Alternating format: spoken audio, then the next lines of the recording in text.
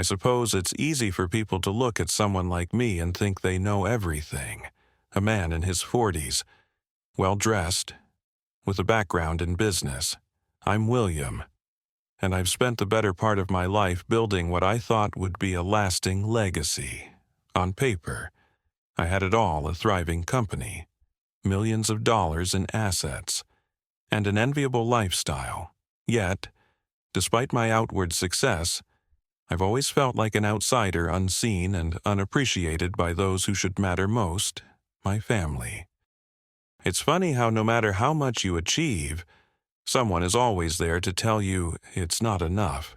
In my case, that someone was my father, a man who built his own empire with sheer will, leaving a legacy of wealth that few could match. Every time I spoke to him, every business decision I made, it was clear that he saw me as a lesser version of himself. I was always compared to my siblings, especially to Charles, the golden child.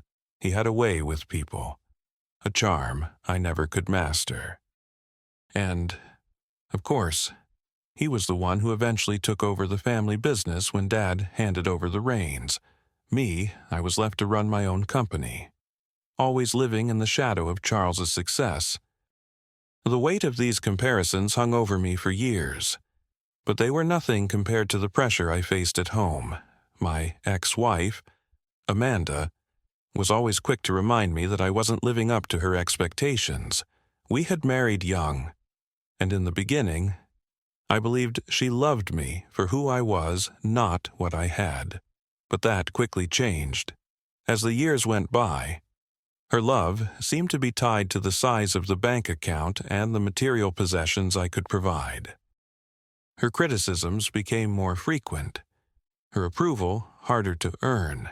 I remember late nights, lying awake, staring at the ceiling, wondering if she was truly there for me or for the wealth I had worked so hard to build. I poured my heart and soul into my business, often sacrificing sleep, friendships, and even my own happiness, all for the sake of success. The company grew, and with it, my wealth. But the price I paid for it was high. My relationship with Amanda soured. My bond with my father and siblings grew distant, and I found myself increasingly isolated, wondering why no one could see me for the person I was, rather than the sum of my accomplishments. The stress was overwhelming. I could never shake the feeling that I was walking a tightrope, trying to balance the demands of my family, my career, and my own sanity. Every decision was scrutinized, every failure amplified, and as the years went on, I began to question if any of it was worth it. Was I building a legacy for my children? Or was I simply running a race to prove something to people who would never truly care? My wealth, once a symbol of my success, soon became a constant reminder of how far I'd fallen from the ideal of what I should be. Yet, even as I faced this inner turmoil, there was no escape. No one could understand the struggle of living in the shadow of expectations that seemed impossible to meet. I worked harder and harder, but nothing was ever enough. It wasn't just my family that had doubts, it was me too. Would I ever be able to prove to them, to myself, that I was more than just the money I made? It was supposed to be a day of celebration, a day for family to come together, to witness my brother Charles, always the favored one, tie the knot with his perfect bride, Julia. The wedding was set in an extravagant venue, an old estate that Charles had rented for $500.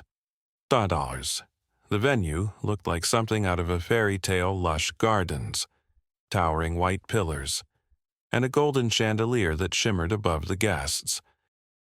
There were hundreds of people present, all dressed to the nines, the kind of wedding that only the elite could afford. Julia's family had flown in from Europe, and Charles, ever the showman, had spared no expense. But for me, it felt like a mockery. I wasn't just the other brother anymore. I was a stranger in my own family. My invitation, for instance, wasn't for the front row, wasn't for the main event. I was placed at the back of the room, as if I were some distant relative, not the son of the family patriarch. I was crushed, but I tried to keep my composure. I didn't want to draw attention to the slight, or so I told myself. But as I sat there, feeling more invisible by the minute, the weight of my situation began to settle in. It all came to a head during the reception. I was sitting with a few old acquaintances, trying to make small talk, when I saw her, the one person who, at one point, I thought truly understood me, Amanda, my ex-wife. She had been invited, of course, but I wasn't prepared for what was about to happen. We had been divorced for almost 6 months now, following the dissolution of our marriage, where she had taken half of everything I had worked for. Still, the sting of it all hadn't subsided. I was nursing a drink when she approached me, her high heels clicking on the polished marble floors. I knew that look she wasn't here to make peace.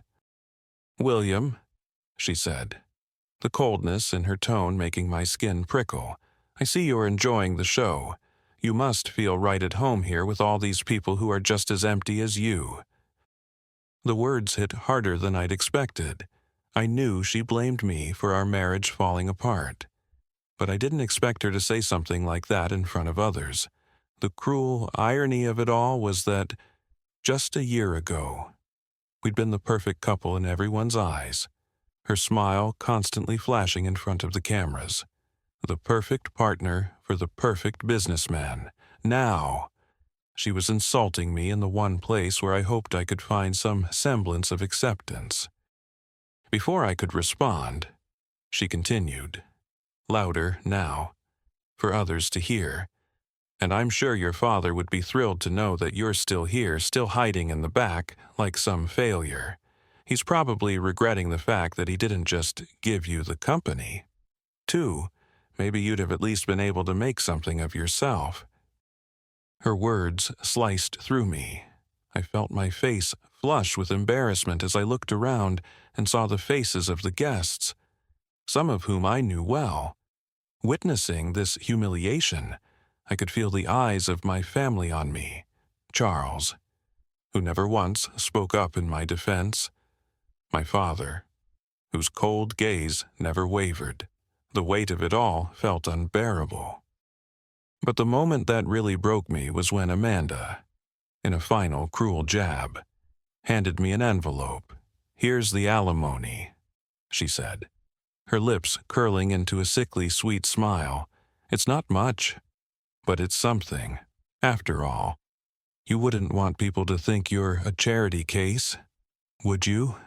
Inside the envelope were papers for another lawsuit, one that would force me to pay her more, despite her having already walked away with millions. The divorce settlement had drained me half of my wealth gone, a house I couldn't afford to maintain anymore, a car I had to sell to keep the company afloat. The lawsuit was an insult, an addition to the wound that had already been torn open. She had already taken $5 million in assets, everything I'd worked for. Now she wanted more. The bitter irony of it all was that I was left with barely $150, our dollars in savings, a paltry amount compared to the multi-millions I once had. Yet, she demanded more, as if I were still the man with endless resources, a man who could keep giving. That night, I was torn between rage and disbelief. I stood there, unable to speak, as Amanda left, her parting words still ringing in my ears. I felt the sharp sting of betrayal all over again. Was this really all she had cared about? The money, the status. Had she ever truly loved me, or was I just a means to an end? She had convinced me that I was everything to her, and in an instant, I realized I was nothing more than a stepping stone for her. She was moving on to a life that had nothing to do with me, nothing to do with us. I tried to shake off the humiliation as I stood in the back of the room, now feeling like a ghost among the celebrants, But as the evening went on, I could barely concentrate. The laughter, the music, it all sounded hollow. How had I allowed myself to become this person? How had I let my worth be defined by the wealth I accumulated? By the approval of people who would never truly understand me? As I looked at Charles, laughing with his new bride and their friends, I couldn't help but feel the weight of everything that had led me to this point. The money, the empire, the family. It had all been a game, a contest where I never stood a chance. I wondered, for the first time, if it was ever truly worth it. The moment Amanda handed me the envelope, it felt like time itself had frozen. The words she spoke, those venomous lines that cut deeper than any knife, echoed in my mind. The weight of it all, her betrayal, the public humiliation, the constant comparison to Charles, my family's expectations, my own expectations crushed me. I stood there, numb, staring at the envelope in my hand as she walked away, her heels clicking against the polished marble floor. The quiet clinking of glasses, the soft murmur of voices around me, seemed distant, irrelevant. All I could hear was the thudding of my own heart, the blood rushing in my ears. I wanted to scream. I wanted to throw something, to shatter the pristine facade of this wedding, to stand up and shout that I was here. I existed, and I wasn't just some disposable thing to be used and discarded, but I couldn't. The words didn't come. Instead, I stood frozen, my body betraying me as my mind raced through memories, trying to find some answer to the question that had been haunting me since the divorce. When did everything fall apart? I thought back to the first time I realized Amanda was no longer the woman I married. It was subtle at first. Little comments here and there how I wasn't working hard enough, how I wasn't doing enough for her. For our future, I had poured my soul into building my company. Late nights, endless meetings, always striving for more. For her, for the family, I was building a legacy. Or so I thought, but the truth was, I was building a prison, and she was my warden. The first real crack in our marriage came when she told me, in that cold, calculating way she had perfected, that I wasn't providing for her the way she needed. I had sacrificed everything to ensure her comfort, her happiness, and yet it was never enough. And now, here I was, standing in the back of my brother's wedding reception, a ghost, humiliated by the very woman I thought I could trust, the woman I thought I had loved. My mind spiraled further as I stood there, unable to speak, unable to move.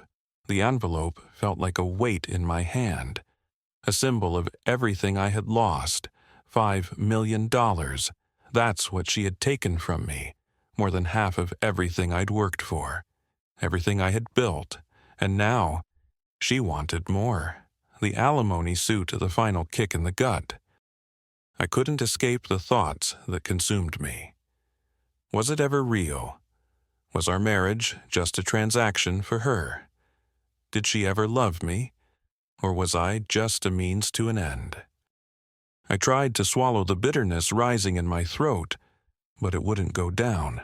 My chest felt tight, constricted, as though the air had turned thick and suffocating. I thought about the years I'd spent trying to prove myself to my family, trying to earn their respect. My father, who had always compared me to Charles, my mother, who had stood by and said nothing as Charles took over the family business, never once considering me capable of managing it. My siblings, who had always looked at me as the lesser son. The pressure had always been there, a constant hum in the background of my life, driving me forward, making me work harder, making me feel like I had to be more, do more, just to be seen. But now, here I was, and I had nothing. The weight of the room felt unbearable.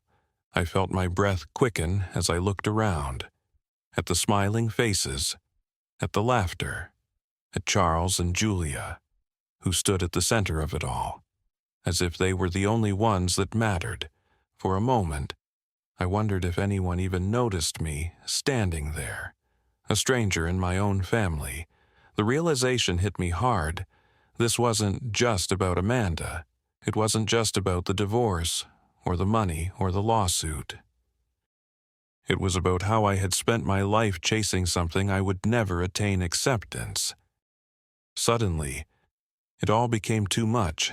I couldn't stand it any longer, without thinking. I turned on my heel and walked out of the reception hall. The cold night air hit me as soon as I stepped outside. But it didn't help.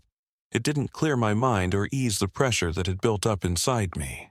I walked aimlessly, my mind racing with thoughts of what to do, how to move forward. The streetlights flickered above me, casting long, distorted shadows on the pavement. My phone buzzed in my pocket, a reminder of Amanda's message. She was calling again, probably to follow up on the Alimony papers. I didn't answer. I couldn't answer. The walk felt endless, though it was only a few blocks before I found myself outside a small park. I sat down on one of the benches, the cold seeping through my jacket. But I didn't care. I closed my eyes, trying to quiet the storm inside me. The voices in my head kept rising, each one a reminder of how little I was valued, how little I mattered. I had spent my entire life chasing approval, first from my father, then from Amanda, from my siblings, from society, and for what I had built an empire. But for whom, and at what cost? The self-doubt consumed me, as if a veil had been lifted, revealing the truth I had been unwilling to see. My entire life had been defined by the people around me, their expectations, their demands, their judgments. And when I finally had everything they wanted, when I finally achieved the success they had hoped for, none of it mattered, none of it made me happy. The cold reality hit me as I sat there, lost in my own thoughts. I had been a fool. I had thought that money, status, and recognition were the keys to happiness. I had believed that if I could just prove myself, if I could show everyone that I was worthy, everything would fall into place. But it never did. And now, here I was, alone, abandoned by the people I thought I could trust, left with nothing but the remnants of a life that never was. As I sat there, the weight of everything seemed unbearable. I could feel the tears stinging at the corners of my eyes, but I refused to let them fall. I wouldn't give in to the pain. I wouldn't let them see me break. I had to be stronger than this, but in that moment, I wasn't sure how. I pulled my phone out of my pocket and stared at it. Amanda's name was flashing on the screen again. Her voice message icon blinked, as if urging me to listen, but I couldn't. I wasn't ready to hear her excuses. I wasn't ready to hear her tell me how I had failed her, how I wasn't good enough. I wasn't ready to hear the lies. I turned the phone off. I didn't know what I was going to do next. I didn't know how to move forward, but I knew this something had to change, and it had to start with me. I wasn't sure what the future held, but I knew one thing. I wasn't going to be the man I used to be. The day of the court hearing arrived, and the weight of the world seemed to press down on me. I hadn't slept in days. The anticipation gnawed at my insides. The events of the last few months had worn me thin. The alimony lawsuit that Amanda had filed was the last straw. I had already given her everything, half of my wealth, the family house, the assets I'd worked so hard to build. But it wasn't enough. She wanted more, and she was confident she would get it. I had always been the one to take the hits, the one who was expected to carry the weight of my family's expectations, my ex-wife's demands, and society's relentless judgments. But today, I didn't know if I could stand up any longer. The courtroom was cold, sterile exactly the way I felt inside. My lawyer sat beside me, quietly reviewing his notes, offering occasional words of encouragement. Amanda sat across from me, her lawyer beside her. Confident and smug, she was used to winning, always used to getting what she wanted. I could see the smirk on her face, her gaze occasionally flickering toward me, as if I were just a minor inconvenience in her grand scheme. "Mr. William," the judge called, breaking the silence. "Let's hear your side of the story." I wasn't sure what to say. What was there to say? I had nothing left. My empire was crumbling. My family had turned their back on me. And here I was, facing yet another blow. Amanda's lawyer had already presented a compelling case, citing my past earnings, my business success, and claiming that I had a responsibility to continue providing for her. The words stung. How could they paint me as the villain when I had given everything to build the life we once had? How could they expect me to keep giving when I had nothing left? Amanda stood up, her heels clicking sharply on the polished floor. She wore her usual air of superiority, her eyes gleaming with the certainty that she was about to win. "Your Honor, I am entitled to a fair share of Mr. William's wealth," Amanda said, her voice smooth and practiced. He was the head of a successful business, and despite the dissolution of our marriage, his financial responsibilities towards me have not ceased. I am requesting alimony to the tune of $2 million to help me maintain the lifestyle that I was accustomed to during our marriage. After all, he was more than capable of providing for me, and he continues to have the means to do so. I could feel my heart race. The words cut deep. She spoke of the money, the house, the car, the luxury trips we used to take, all of the material things that had once made our marriage seem so perfect. But what was missing from her plea was the truth, the fact that she had never been satisfied with what I gave her, that she had always been hungry for more, and the bitterest pill of all, I had always thought I was doing this for us, for her. But now, I realized how wrong I had been. My lawyer began to speak, trying to counter her claims, but I barely heard him. I was lost in my own thoughts, in the overwhelming sense of despair that had been eating away at me for months. I could barely hold back the wave of emotion that threatened to break free. And then, just as Amanda's lawyer was about to present their closing argument, something completely unexpected happened. A small voice interrupted the room. "Excuse me, Your Honor, can I say something?" Everyone in the room turned to look, stunned. There, standing at the door of the courtroom, was my son, Daniel. He was only 9 years old, but there he was, looking up at everyone with a mixture of determination and fear in his eyes. He held a piece of paper in his hand, and despite his small frame, he stood tall, as if he were prepared for a battle. I wasn't sure what to do. I was completely caught off guard. Daniel wasn't supposed to be here. I hadn't asked him to be here.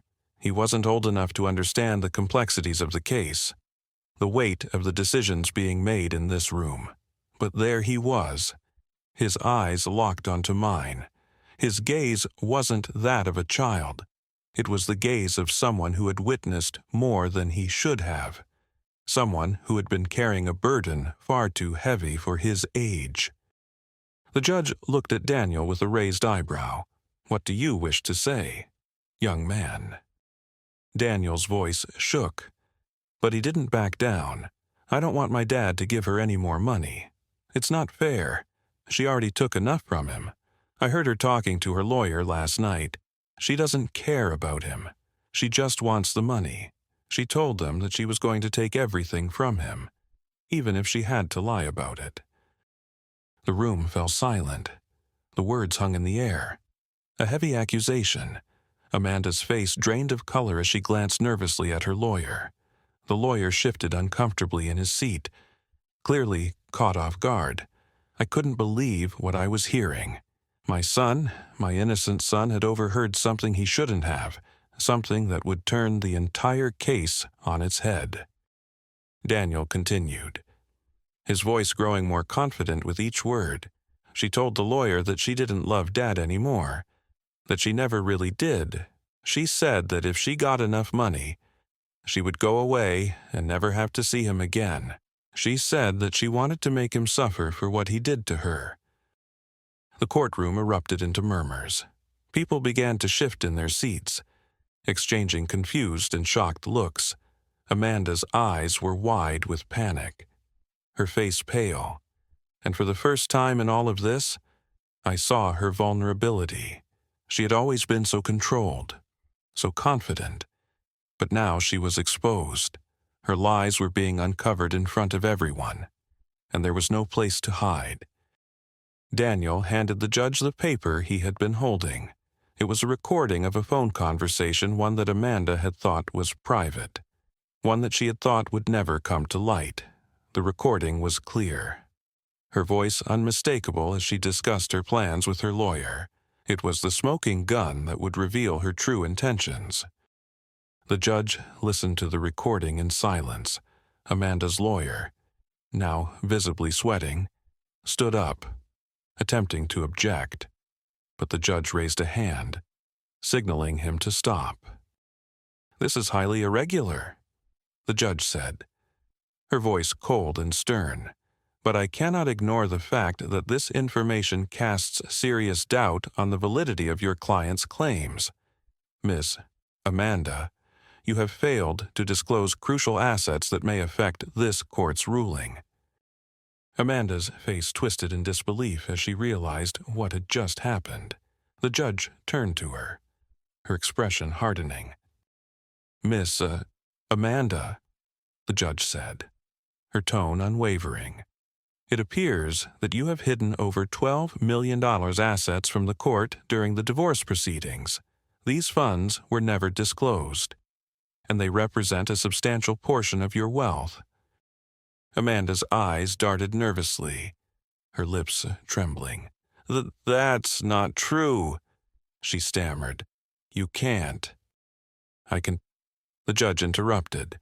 "You are being dishonest, and this court will not tolerate it. You are ordered to pay Mr. Rouse William a settlement of $1.5 million for your deceit. The court will not entertain any further alimony claims." The room was in stunned silence as the judge delivered her ruling. My heart pounded in my chest as the weight of the decision sank in. Amanda's face had gone from shock to fury, but there was nothing she could do now. The truth had been revealed, and I was no longer the helpless man they thought I was. The balance of power had shifted, and for the first time in years, I felt something I hadn't felt in a long time: vindication. As the gavel struck, I glanced at Daniel. My son had saved me not just from financial ruin, but from the emotional devastation that had been suffocating me. I owed him everything, and in that moment, as I watched him stand proudly, I realized something. It wasn't the money, or the court's decision. That mattered most. It was the truth, and for the first time in my life, I felt like I had finally found it. The moment I stepped out of the courtroom, everything felt different. The oppressive weight that had been hanging over me for months had finally been lifted. For the first time in a long while, I felt like I could breathe again. And the truth, raw and undeniable, had been exposed for all to see. As I walked out of the building, the feeling of relief was soon replaced with something else. Something more powerful, a sense of determination. I knew what I had to do next. I had to confront her. Amanda, my ex-wife, was waiting for me outside. She hadn't expected the court's ruling to go in my favor, and the anger in her eyes was unmistakable. Her once impeccable appearance had faltered, her makeup smeared, and her posture stiff with barely controlled rage.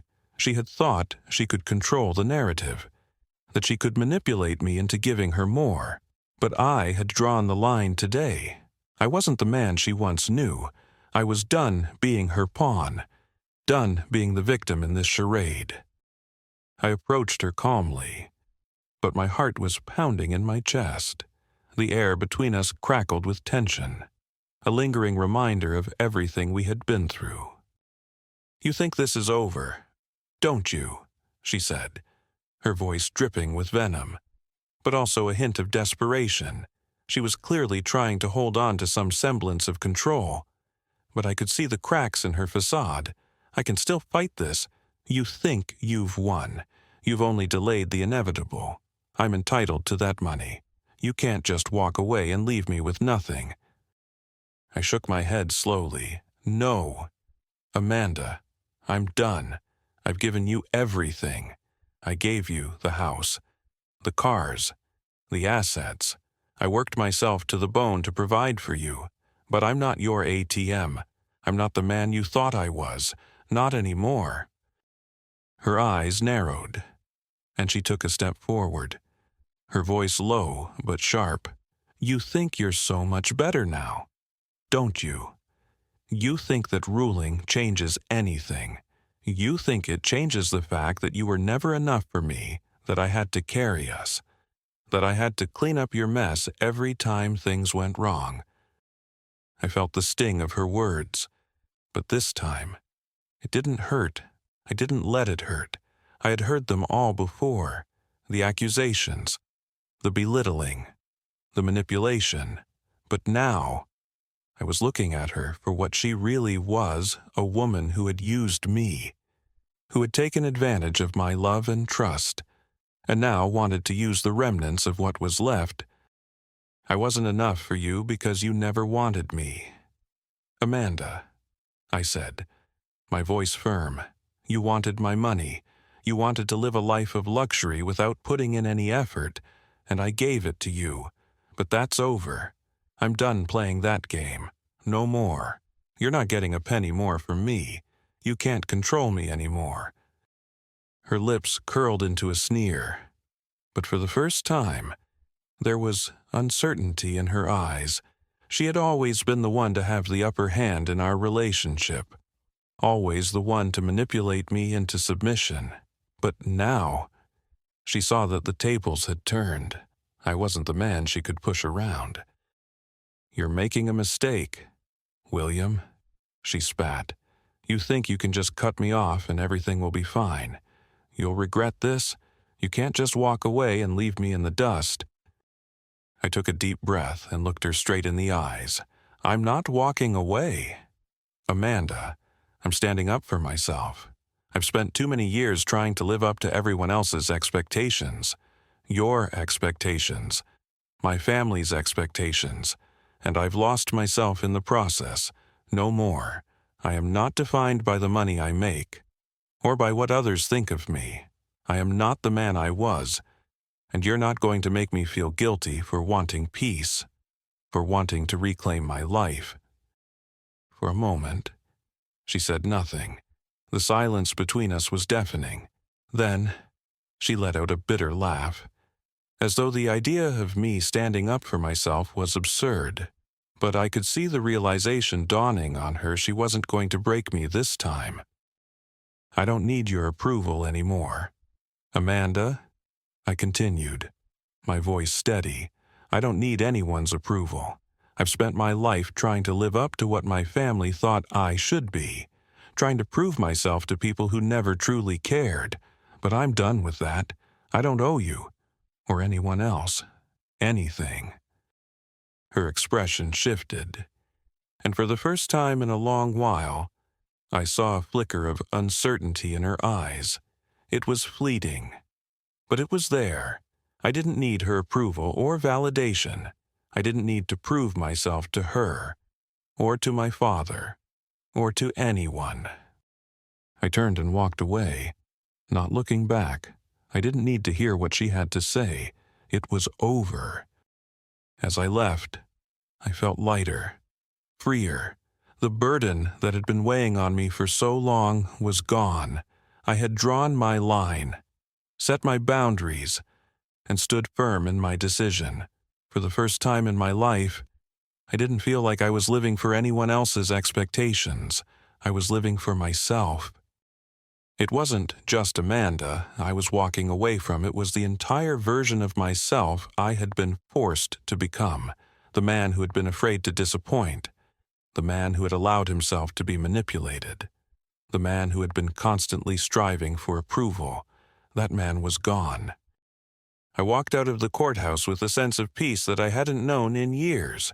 I wasn't sure what the future held, but I knew one thing: I was finally free. The next few days were a whirlwind of phone calls, messages from family members, and a few inquiries from Amanda. But none of it mattered. My family, especially my father, tried to guilt-trip me, as they always did. They expected me to keep giving, to keep sacrificing for the sake of appearances, for the sake of keeping up the illusion of a perfect family. But I wouldn't be manipulated anymore. I refused to be the man they wanted me to be. They didn't understand. They didn't get it.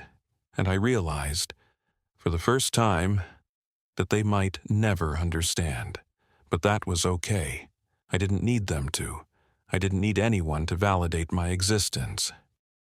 I had spent my life thinking I was defined by my success, by the wealth I accumulated, by the way others saw me, but I had learned the hard way that none of that mattered. What mattered now was my self-worth, my dignity, my peace of mind. I was enough, just as I was, and I would no longer allow anyone to dictate my worth. As I closed the door behind me, I knew this was just the beginning. I had finally broken free. As I sat in the quiet of my apartment, the silence was almost deafening. The world outside seemed to continue as it always had. But for me, everything felt different. For the first time in what felt like an eternity, I was alone with my thoughts. No expectations, no judgments, no need to prove anything to anyone. The freedom I had longed for was finally within my grasp. I had spent my entire life chasing the approval of others, constantly striving to meet the expectations of my family, my ex-wife, and society. I had sacrificed so much of myself in that pursuit: my happiness, my peace of mind, my sense of identity. But now, as I looked back on the long road I had traveled, I realized that none of it had truly brought me fulfillment. What had I been searching for all this time? Was it worth it? In those quiet moments, I finally understood something that had eluded me for so long. The pursuit of external validation had always been a trap. I had allowed myself to be defined by the money I made, the position I held, the way others saw me. But now, with everything stripped away, I saw the truth. I was enough just as I was. I didn't need to live up to anyone's standards but my own. For years, I had believed that my worth was tied to my achievements, to the way I could provide for others. I had bought into the narrative that success was the ultimate measure of a man. But the truth is, I had lost myself in that narrative. I had sacrificed my well-being, my happiness, all in the name of chasing something that was never truly mine to begin with. As I reflected on my journey, I realized that I had been looking for validation from people who would never be able to give it to me. My father, who had always compared me to my siblings, my ex-wife, who had only cared about what I could provide, and even my own family, who had placed their expectations on me like a heavy weight. The truth was, I was never going to be able to meet everyone's expectations, and I shouldn't have to. What struck me most, however, was the realization that I had never truly forgiven myself for the mistakes I had made. I had spent years holding on to the guilt, the shame, the self-doubt. I had thought that if I could just prove to everyone that I was enough, that I was successful, I would finally be free. But freedom didn't come from others, it came from within. It came from accepting who I was, flaws and all, and choosing to let go of the past. How much of our self-worth do we attach to others' expectations? How much do we need to learn to forgive ourselves for the mistakes we've made? These are the questions that have been rattling around in my mind as I look ahead, as I try to move forward, and as I sit here now, I can't help but wonder how many of us are living our lives based on the judgments of others. How many of us are constantly chasing something external, believing that it will bring us happiness, only to find that it never does. As I took a deep breath and looked out the window, I felt a sense of peace wash over me. I had no idea what the future held. I didn't know what my next steps would be. But I knew this. I wasn't going to spend another day living for anyone else. I was going to live for me. I was going to rediscover what truly mattered, what truly brought me joy and fulfillment. I think, for the first time, I was finally ready to embrace the idea that success is not measured by wealth, or status, or anyone else's expectations. Success is about living authentically, finding your own path, and being at peace with who you are, regardless of what anyone else thinks. So, I'll ask you, the reader, the same question I've been asking myself in a world where success is often measured by wealth, by the opinions of others, and by what we can provide. Are we truly free to live for ourselves, or are we forever bound by the chains of others' judgments, constantly striving for something that isn't even ours? What if, instead of living for others, we chose to live for ourselves? What if we allowed ourselves the freedom to make mistakes, to learn, to grow without fearing the judgment of those around us? Would we finally be able to find the happiness and fulfillment we've been searching for? I'm not saying it's easy.